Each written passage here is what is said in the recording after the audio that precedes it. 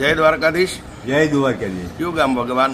આપણે ભાવનગર. ભાવનગર. હવે તમારું પહેલાં તો આખું નામ જણાવી દો. હા, તમારું નામ? મેરાભાઈ પરસોત્તમભાઈ. અટક શું છે?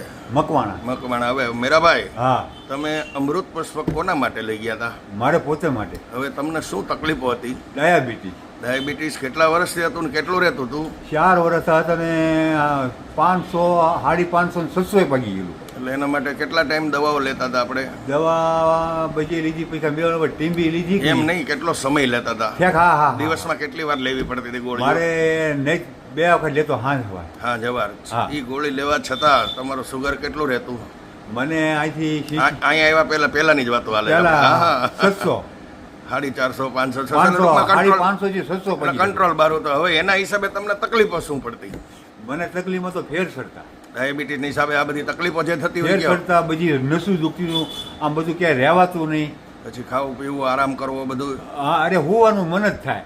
હે હોવાનું મન લોજ થાય. પોઈ ટૂંકમાં ગારા જેવું શરીર, હા સ્ફૂર્તિ વગરનું, ઉર્જા વગરનું જીવન. હા હા. પછી હાલવા ચાલવામાં તકલીફ કેવી પડતી? બહુ.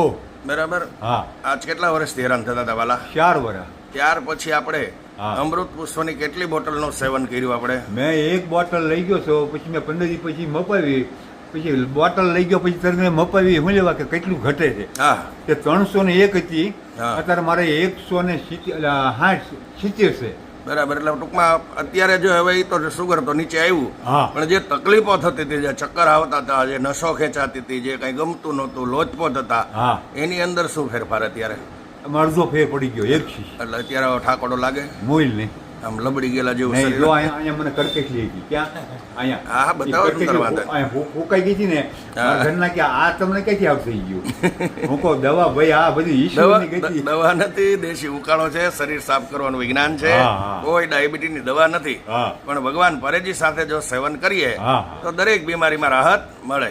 તો તમારો ફોન નંબર જણાવો. તમને મોઢે તો યાદ નથી ને પેલા? નહીં, તમને ફોન કરું છું ને. હા, ઉભર ક્યાંક લખ્યો તમારો મેરાભાઈ ને? હા, મેરાભાઈ.